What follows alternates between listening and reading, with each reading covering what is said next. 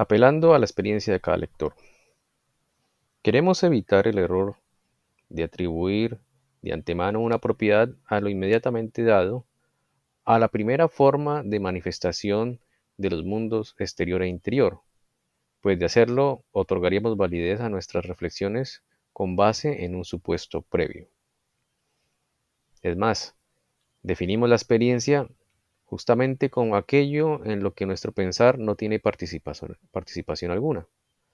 De modo que no puede haber error intelectual al comenzar nuestras disquisiciones. Entonces, ese pedacito es bastante importante porque dice Steiner que todo lo que nosotros, recordemos que para Steiner o para nuestro idioma, lo que aquí llama experiencia es mejor tomarlo como si fuera percepción, ¿no? Entonces, lo que dice Steiner es que a partir de la percepción, la primera percepción que tenemos del mundo exterior, por cualquiera de los sentidos, llega sin ningún conocimiento previo, ¿no? O sea, llega todo igual, de manera objetiva, de acuerdo a nuestros sentidos, y no puede haber ningún error intelectual o de conocimiento en esa percepción inicial, porque la percepción viene neutra. O sea, uno percibe y no hay conocimiento concatenado que venga directamente de la percepción, ¿no? Entonces eso es importante. No sé si alguien quiere comentar algo o continúo.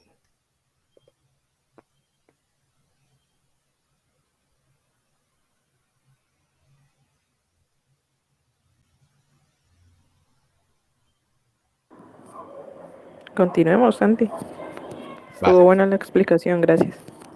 perfecto, muy bien. El error básico de muchas tendencias científicas, sobre todo de las actuales, consiste en creer relatar,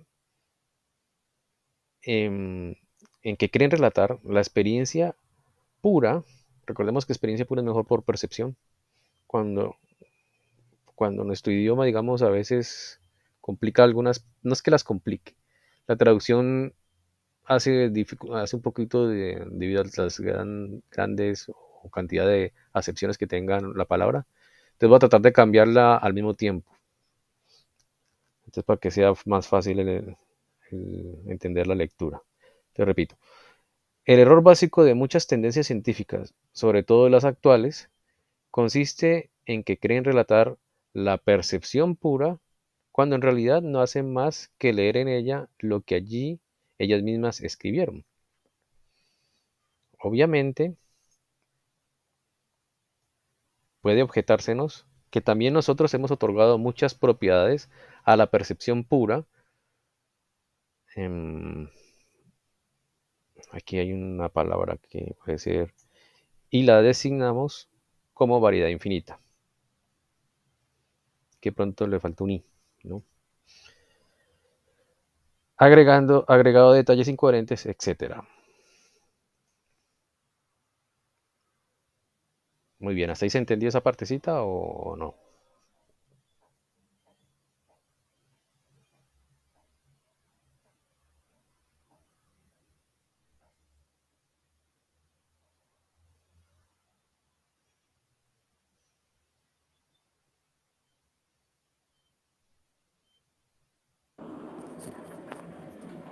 Esos detalles incoherentes serían como los pensamientos que vienen después de la experiencia pura, ¿no? Creo yo.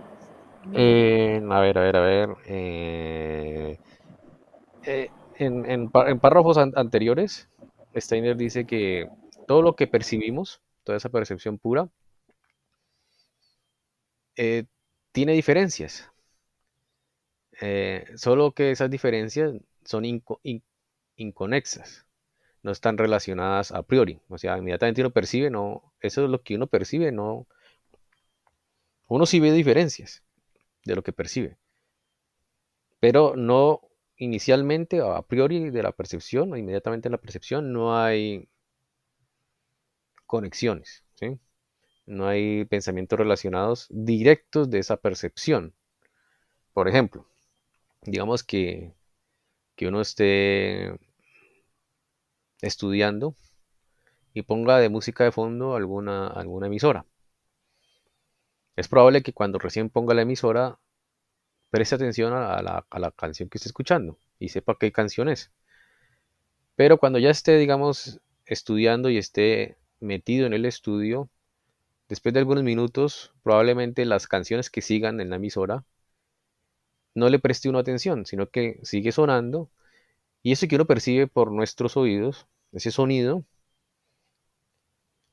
está allí, no prestamos atención a ese sonido, sabemos que hay diferentes tonalidades, sabemos que tiene un ritmo, pero no involucramos pensamiento alguno a eso que está sonando, porque no estamos prestando atención a eso, a pesar de que sí lo percibimos.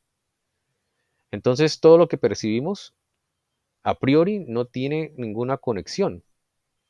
Sí hay diferencias, pero si no es nuestro punto de interés, no le relacionamos conocimiento, interconexiones, pensamiento, etcétera. Entonces Steiner le daba eso a ese mundo diferente, variedad infinita, esta propiedad, o agregado de detalles incoherentes o inconexos. Esas características no son afirmaciones mentales, simplemente son propiedades de lo que se percibe. Eso es lo que quiere Steiner decir ahí, Kate. Ah, ya, ya, ya. Vale, gracias, Santi. Ok, de pronto si continúo leyendo se entiende mejor lo que quiere decir Steiner. Entonces dice, ¿no es todo esto también afirmaciones mentales? Todos estos adjetivos que se le ponen a lo que uno percibe, ¿no? Entonces dice, ciertamente no, que no. En el sentido en que aquí lo utilizamos. O sea, todas estas características no son propiedades de pensamiento, simplemente es lo que se percibe tal cual. Entonces continúa. Nos valimos de estos, nos valimos de estos conceptos únicamente para encauzar la mirada del lector sobre la realidad exenta de pensamiento. No pretendemos atribuirlos a la percepción, sino que echamos mano de ellos con el único propósito de dirigir la atención sobre una forma de la realidad desprovista de todo concepto. Bueno, eso ya es como lo principal de eso. Después da un ejemplo. Bueno, hay un parrafito y después luego un ejemplo. Tengamos presente que toda investigación científica tiene que llevarse a cabo por medio del lenguaje y que éste no puede expresar sino conceptos. Con todo, existe una diferencia esencial entre el uso de ciertos términos, ya sea para atribuir alguna propiedad o una cosa directamente, ya sea para atraer la mirada del lector o escucha sobre ella. Valiéndonos de un símil, podríamos decir, es completamente distinto el que A diga a B. Mira a aquel hombre en el seno de su familia y tendrás de él una opinión muy diferente de si lo conocieras tan solo en el desempeño de sus funciones oficiales. O a que diga, aquel hombre es un padre de familia ejemplar. En el primer caso, A dirige en cierto modo la atención de B. Este es invitado a juzgar una personalidad dentro del marco de ciertas circunstancias. En el segundo, se atribuye a esa persona determinada propiedad, esto es, se afirma algo con respecto a ella. Desde el mero principio, el presente opúsculo ha de guardar, con respecto a otros libros que tratan de temas similares, la misma relación que prevalece entre el primero y el segundo de los ejemplos mencionados. Por si en algún pasaje, ya sea por razones de estilo o por posibilidades de expresión, se encontrara una aparente desviación de este principio, reiteramos aquí expresamente que nuestras reflexiones no tienen otro alcance que simples llamadas de atención y que no pretenden en modo alguno contener afirmaciones aplicables a la cosa en sí. Muy bien. Esto es como Steiner está tratando de decir que todo lo que los ejemplos que él está utilizando en este ciclo de conferencias tienen que ver, o sea, si llega a haber una especie de aparente contradicción, sería más que todo por las palabras en que se utiliza, por el lenguaje. Pero eso no es la cuestión así, sino que más bien es a nivel comparativo, ¿sí? Entonces hay que ver esos ejemplos. Si se llegase a encontrar alguna contradicción o algún supuesto, es por más que todo porque no se ha entendido, digamos, un poquito la esencia del ejemplo que él quiere dar, que es a nivel de comparación. Eso es lo que más o menos quiere decir aquí.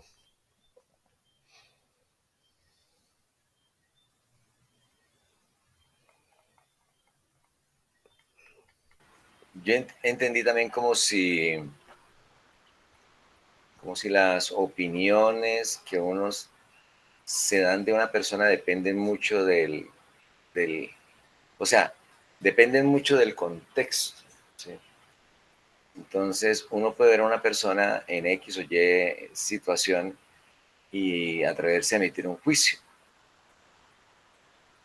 pero pues ese juicio puede quedar desvirtuado por la circunstancia en que se encuentra la persona, ¿sí? Entonces, lo vi también como por ese lado, ¿no? O sea, eh, digamos que hay que tener como esa, como esa capacidad de entender que las cosas, de que, por ejemplo, una persona puede evidenciar algo en un contexto determinado y evidenciar otra cosa en otro contexto. Exacto, muy bien, Vladimir. Así es, entonces la idea es que en Steiner, cuando utiliza los ejemplos, hay que aplicar ese ejemplo en el contexto que le está dando, porque ese mismo ejemplo se podría utilizar para otras cosas y posiblemente malinterpretar y daría una contradicción. Por eso, digamos, él recomienda que el ejemplo que da, o los ejemplos que da, incluso en todos sus ciclos de conferencias, siempre esté acorde con el punto de pensamiento que él quiere dar a enseñar o a mostrar. Muy bien, Vladimir, gracias. ¿Alguien tiene algún comentario adicional o pregunta o continúo?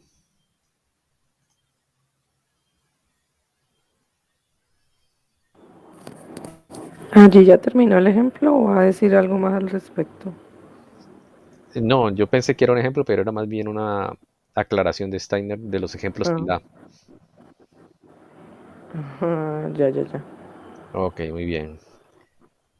Sí, estuvo bien aclarar porque yo dije que era un ejemplo y no era un ejemplo, sino una aclaración de los ejemplos. Bueno, entonces va a continuar. Opinemos que el término que mejor se adapta a esta primera forma de observar la realidad es apariencia sensible.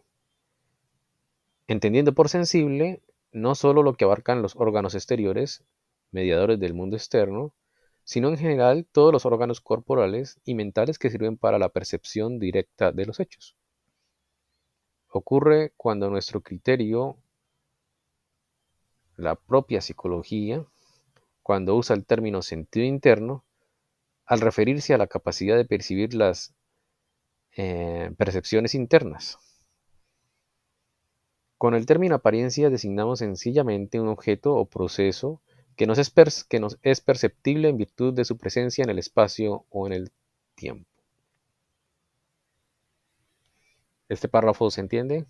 ¿O lo explico yo rápidamente? Ustedes me dicen. O lo releo.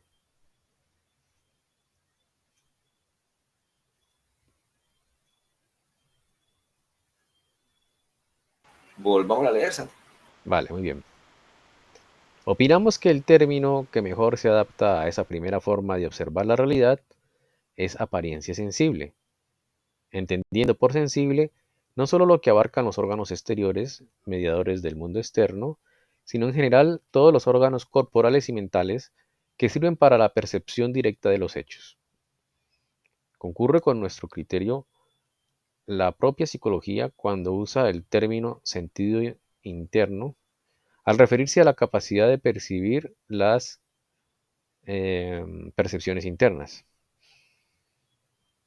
Con el término apariencia designamos sencillamente un objeto o proceso que nos es perceptible en virtud de su presencia en el espacio o en el tiempo.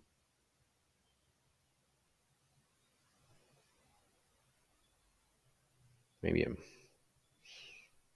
Es posible que aquí la palabra experiencias sí se utilice en nuestro lenguaje cuando es experiencias internas, ¿no? Así en conjunto, es posible que sí tenga cierto sentido, ¿no? Pero cuando se habla de experiencias externas, en el contexto que está utilizando Steiner es mejor percepción, ¿no? Lo que ya les había dicho. Porque la palabra experiencia significa muchas cosas en nuestro lenguaje. En cambio, percepción no se nos confunde tanto con lo que quiere decir Steiner. Pero bueno, ese era un comentario mío a partir de estas dos palabritas. Pero de acuerdo al párrafo, no sé si tengan algún comentario, se entendió o lo explico yo. Ustedes me dirán.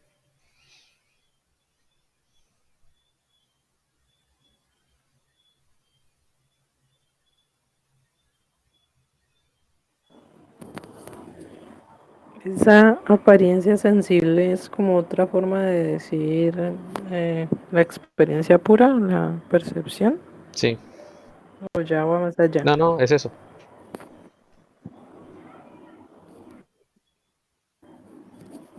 Listo.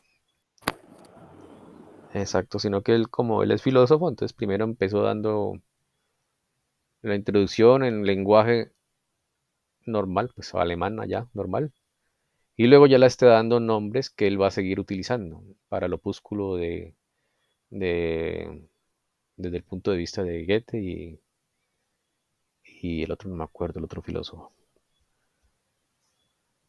Entonces utiliza para apariencia sensible como ya una especie de concepto que él va a utilizar de aquí en adelante, ¿no? Para definir, para describir eso que ya dijimos que era percepción pura.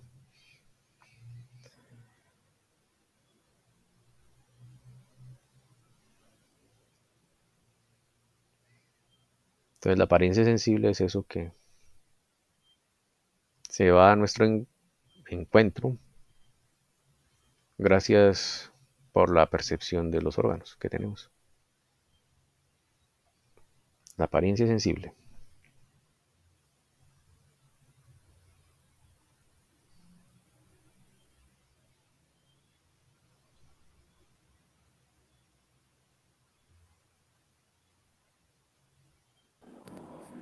Listo, Santi, gracias. Muy bien, entonces continúo. Nos resta formular todavía una pregunta que nos ha de llevar al segundo de los factores que entran en consideración en la ciencia del conocimiento, el pensar. El modo que nos ha permitido llegar al conocimiento de la percepción tiene su razón de ser dentro de la naturaleza misma de la cosa. ¿Es una propiedad de la realidad? La respuesta a esta pregunta es de gran alcance. Si ese modo de captación es una propiedad esencial de los objetos de experiencia, o perdón, objetos de percepción, si es algo que les es verdaderamente connatural, es difícil descubrir posibilidad alguna de cómo se puede trascender jamás ese peldaño del conocimiento. Esto significaría que tendríamos que limitarnos a registrar en forma de apuntes incoherentes todo lo que percibimos y de ese fichero sería toda nuestra ciencia. ¿Para qué investigar la relación de las cosas si el aislamiento absoluto bajo cuya forma se presentan en nuestra percepción fuese su verdadera propiedad? ¿Se entiende este párrafo, aunque es muy importante? Haber dicho todos estos dos. ¿Se entienden?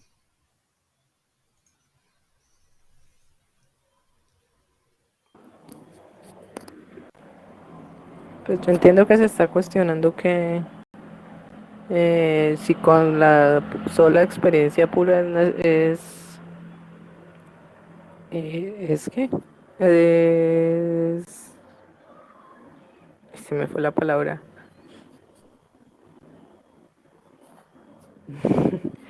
que si con la sola experiencia pura ya se puede tener los conocimientos necesarios. Está cuestionándose si hay algo más, que sería lo del pensar que dijo al principio, ¿no? Exactamente. Sí, entonces sería algo así, ¿no? El modo que nos ha permitido llegar al conocimiento de la percepción, o sea, el conocimiento o la ciencia que hay tras lo que uno percibe viene ya con la percepción, es una propiedad de la percepción o es aparte. Eso es lo que quiere decir esa pregunta. Por ejemplo, hablando de la vista, ¿no? Los colores hacen propiedad, son propiedad de la percepción. Uno ve los colores. Hablando del sonido, las diferentes tonalidades son una propiedad de ese sonido, de ese mundo que uno percibe con los oídos, ¿no? Pero la pregunta de Steiner es, ¿el conocimiento o las ideas relacionadas de eso que uno percibe viene con el objeto o es aparte? Entonces, Steiner dice, ya en el parrafito, que si llegase a ser una característica o una propiedad de lo que uno percibe, el conocimiento de lo que uno percibe, entonces sería muy aburridor, pues, por lo que dice aquí, tendríamos que registrar todo, o sea, todo el conocimiento de lo que uno percibe tendría que estarse en el cerebro registrando, ¿no? Al mismo tiempo, todas las ideas que salgan a flote de lo que uno perciba, ¿no?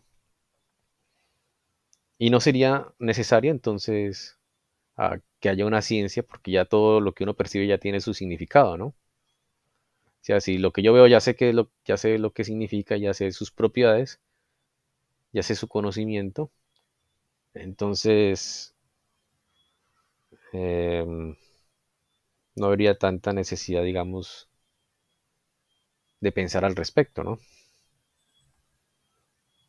Aquí sería que ese fichero sería toda nuestra ciencia, ¿no? Todo lo que uno percibiría. Si fuese el conocimiento estuviera ligado a la percepción, o sea, no solamente recibiríamos los colores, hablando de la vista, sino también lo que, lo que es su conocimiento, si llegaría también al mismo tiempo, entonces no habría necesidad de crear las ciencias en cierto aspecto, porque ya todo se sabría, ¿no? Pero si no hay un conocimiento ligado en la percepción, entonces sí es importante uno tener que estudiar las cosas que percibe, aplicarle conocimiento.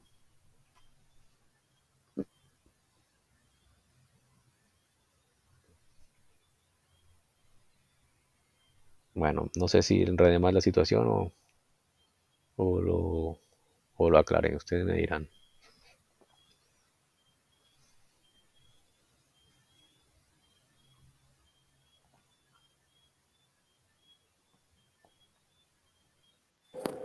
No, está bien, Santi. Y y es como totalmente lo contrario, ¿no? Uno por lo general ni recuerda qué es lo que percibe así puramente, sino que siempre está es como intentando ponerle significado a las cosas, un pensamiento, algo más. Exactamente. Todo lo que uno percibe y eso que uno está percibiendo llama nuestra atención, inmediatamente nuestro pensamiento trata de hilar conocimiento a eso que uno percibe. Entonces, tiene que estar en nuestro punto de atención. Si no, es lo que uno percibe simplemente pasa por nuestros sentidos, pero nosotros, al no prestarle atención, simplemente no le llegan pensamientos relacionados a eso que uno percibe, a pesar de que se perciben, ¿no? Pero si eso que percibimos nos llama nuestra atención, es nuestro punto de atención, entonces llegan casi que automáticamente esos pensamientos que relacionan o hacen la conexión de lo que uno percibe con lo que uno conoce. Muy bien, entonces sigamos. La situación sería del todo diferente si esa forma de la realidad no correspondiera a su médula esencial, sino solo a su aspecto exterior intrascendente. Si de esa esencia verdadera del mundo no tuviéramos ante nosotros más que una envoltura que nos la oculta y nos incita a seguir explorándola. Esto es lo que más o menos pasa. Nosotros al percibir algo, y si nos llama la atención, nuestro pensamiento nos incita a seguir buscando qué es eso, a descubrir más verdades sobre lo que nos llama la atención, a explorarlo, a investigar, precisamente porque tenemos un desconocimiento de eso que nos llama la atención o que percibimos y nos llama la atención. Entonces, lo que uno percibe, esa, esa realidad sensible, simplemente es una apariencia. Así como cuando uno ve a una persona, uno ve la apariencia de la persona, pero conocer cómo es la persona está por dentro, está oculto en su ser. Hay que conocer a la persona, tratarla más y saber cómo es. Lo mismo con los objetos del mundo exterior. Nosotros percibimos los objetos y no nos indica nada de su esencia verdadera, simplemente vemos la apariencia. Entonces nos invita ese desconocimiento a tratar de explorar eso, investigar más y conocer más sobre eso. Eso es lo que más o menos Steiner quiere decir aquí. Precisamente porque lo que uno percibe solamente es la apariencia, no es la realidad del objeto en sí.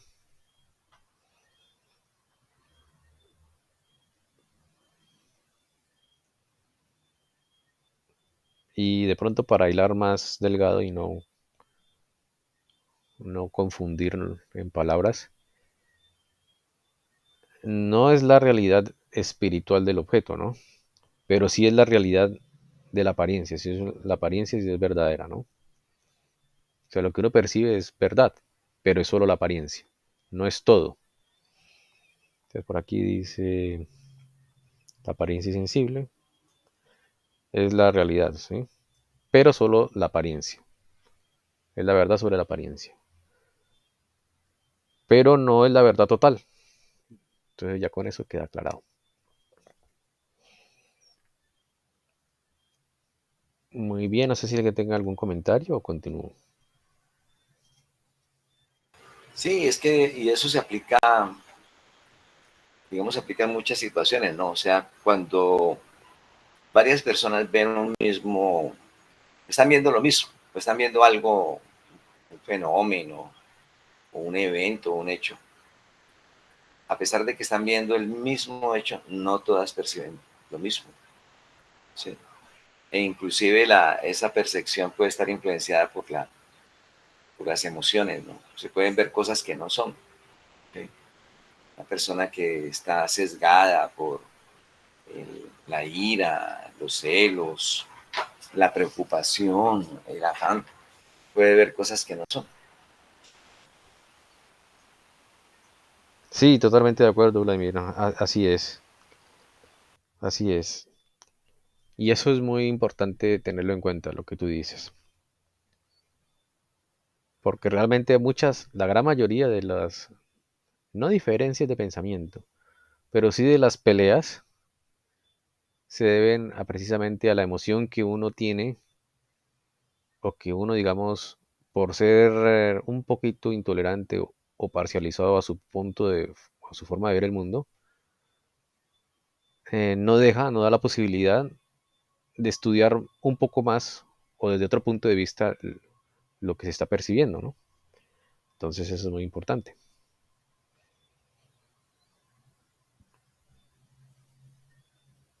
Bueno, muy bien, continúo entonces.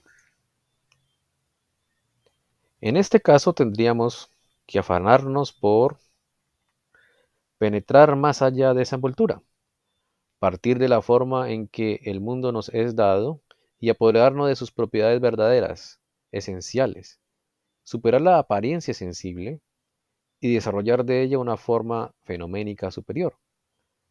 Las siguientes disquisiciones darán respuesta a esta pregunta.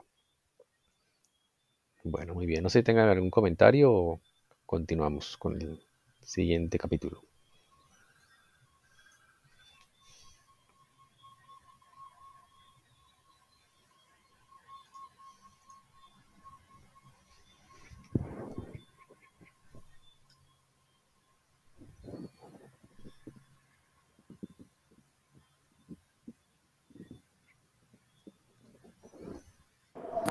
Yo creo que podemos continuar. Vale, muy bien. El capítulo se llama El pensar. El pensar como experiencia trascendente dentro de la experiencia. De entre el caos incoherente de la percepción, encontramos por de pronto, tan solo como tino de los hechos que la integran, un elemento que nos conduce más allá de la incoherencia, el pensar. Ya en cuando hecho empírico, el pensar se singulariza dentro de la percepción. En el resto del mundo de percepción no puedo trascender los detalles, si me limito a lo inmediatamente dado a mis sentidos. Pongamos por caso, caliento un líquido. Primero está en calma, luego veo subir unas burbujas, empieza la ebullición y finalmente se convierte en vapor. He ahí las percepciones aisladas sucesivas. Por más que yo dé vueltas al asunto, no encuentro ninguna relación entre los hechos mientras no trasciendo lo que me suministran los sentidos. No así con el pensar. Si, por ejemplo, concibo el pensamiento causa, me lleva, gracias a su propio contenido, al de efecto.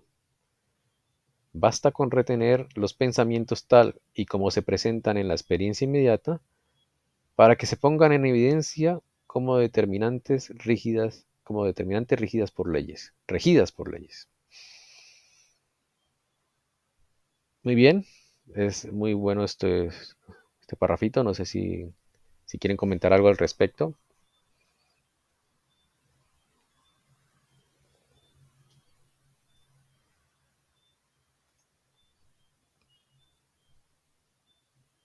Y creo que ahí se reafirma lo que hemos comentado, ¿no? O sea, que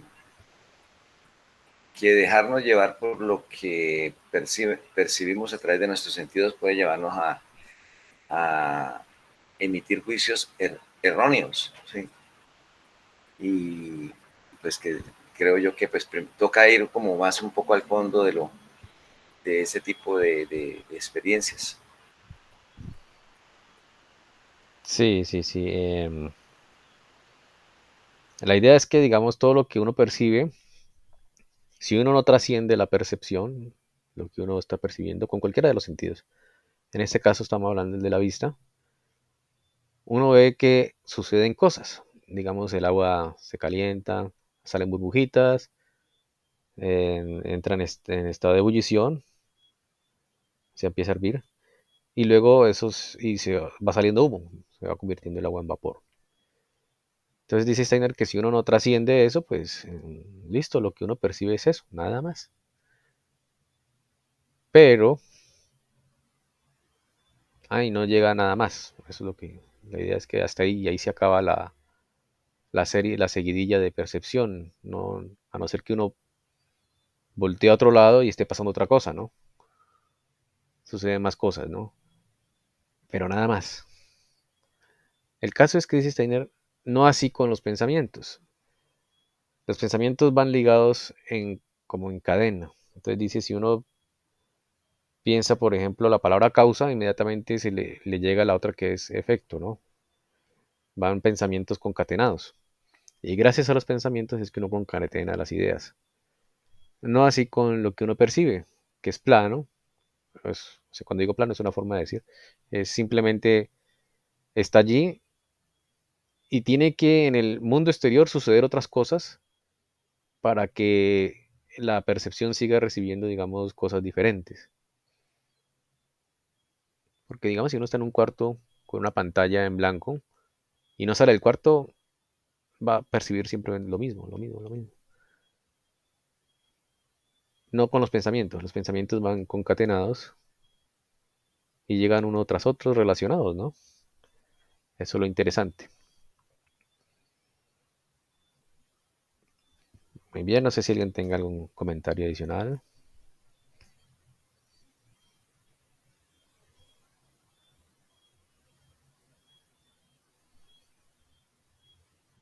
El mundo en que vivimos exige mucho de tener muy en cuenta esto, ¿no? Porque vivimos en un mundo de imágenes y con todo lo de la tecnología, la inteligencia artificial, o sea, pueden hacernos creer que estamos viendo cosas que realmente no son, ¿no? Sí. Digamos que al igual que en el ambiente natural, fenómenos físicos muestran cosas que no son.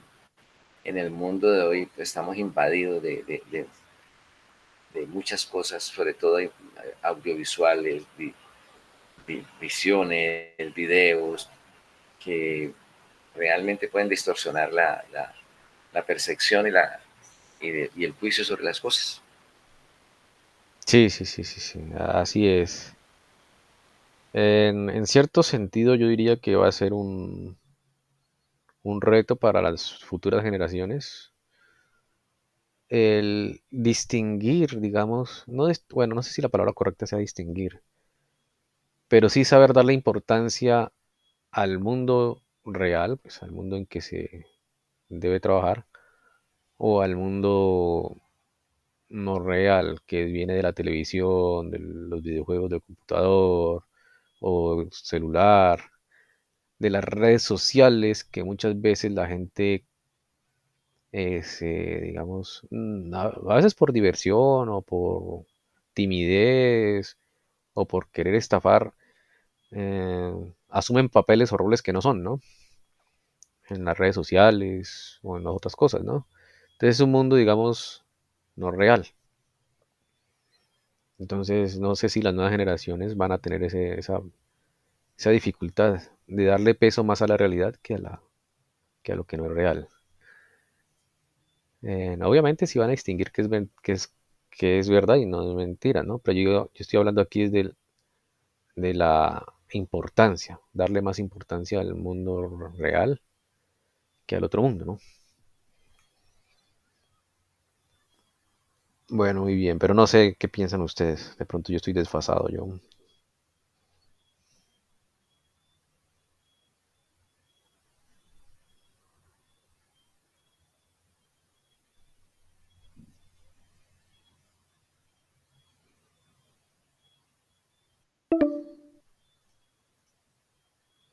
Ya quedan 15 minuticos.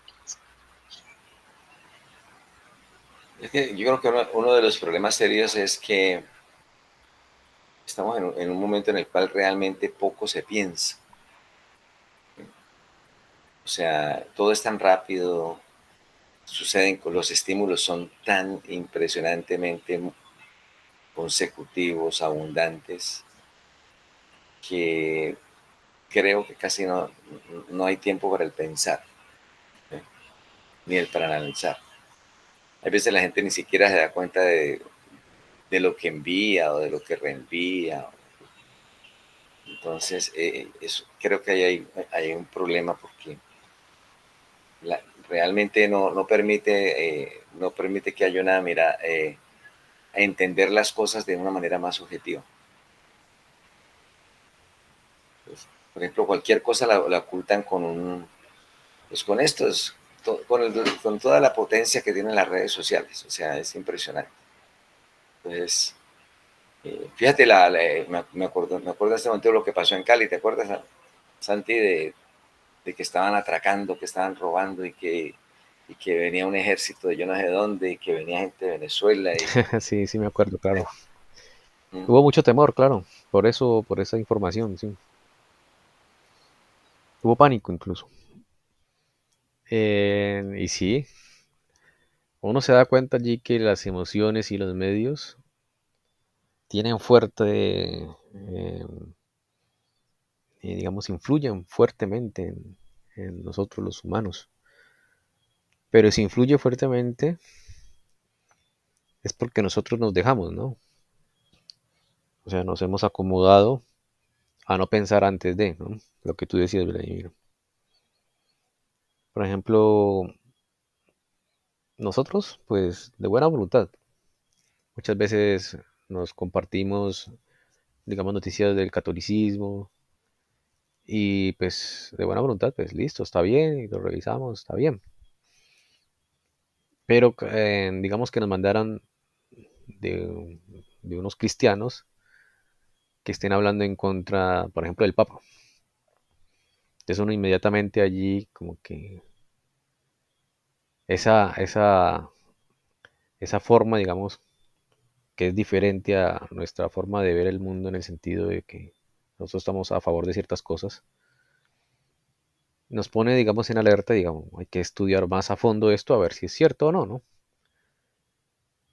Entonces, cuando nos llega información que va en contra de lo que pensamos, casi siempre en nuestra alma, digámoslo así, se esfuerza un poco más para ver qué está pasando, si es correcto esa información o si es incorrecta. O sea, nuestro ejercicio del pensar se ejercita más, se fortalece más. En cambio, si nos llega información de la que uno por el título o por las imágenes uno ve que está a favor con lo que uno piensa, a veces uno salta pedazos o simplemente está de acuerdo sin prestarle mucha atención o poquita y ya, o sea, uno relaja un poquito las reflexiones o los pensamientos relacionados. Y eso es importante. Uno no debería bajar el nivel de reflexión o hablando de crítica constructiva, aunque no me gusta usar esa palabra, sino más bien reflexionar igual de efectivamente en las cosas que uno le está en contra con las que uno está a favor. Uno debería tener el mismo criterio de pensamiento, ¿no? Y eso se ha estudiado mucho en teoría del conocimiento y lo pueden buscar. Se llama facilidad cognoscitiva. Entonces uno a veces entra en facilidad cognoscitiva y deja de pensar, o sea, se acomoda, porque son pensamientos que están a favor de uno. Y eso es un problema, porque uno no debería relajar el pensamiento, uno debería ser igual de exigente con todo la información que uno le llega. Creo que les había mandado antes, tiempo atrás, un, un documental, pequeño documental de YouTube sobre la facilidad cognitiva, no sé si se acuerdan.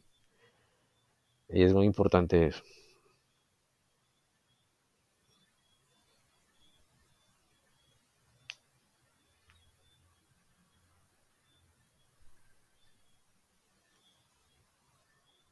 Bueno, ahorita que están en silencio, no sé si se los mandé a este grupo o a otro grupo, ya no me acuerdo. Yo no me acuerdo, Ah, no la recuerdo. ok, entonces tengo que yo mirar a ver si lo mandé fue a este grupo o a otro grupo, pues. Mándalo otra vez. Vale, ok. Gracias, ok. Bueno, muy bien. Yo ahorita lo busco y se los envío. Son 10 minutos, es un video de YouTube, no son tan largos. Pero el dueño o el dueño, no sé si el que dirige el canal es muy bueno. Es un científico muy, muy bueno.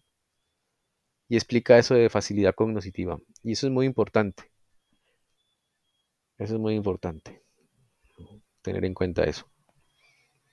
Bueno, yo creo que podemos dejar allí. Además ya Google nos va a desconectar. Ya estamos en el tiempo. Entonces quería agradecerles por estar y feliz noche, ¿no? Gracias a ti, Santi, A ustedes. a Muchas todos. gracias. Bueno, Una Muchas feliz gracias. bueno, feliz noche. noche. Que descansen. Gracias. Chao, Nos que vemos Tengan una descansen. buena noche. igualmente. Chao, que estén bien. Chao, que canten. Ah, bueno, Gabriel. Ay, qué linda, oye, belleza, Sí. ¿verdad? Tan Muy bien, hermosa. muy bien. Como se oye de linda. Sí, sí, así es. Te mando un besito. Bueno, que estén ¡Mua! bien. Chao, Hermosa. pues. Chao, chao.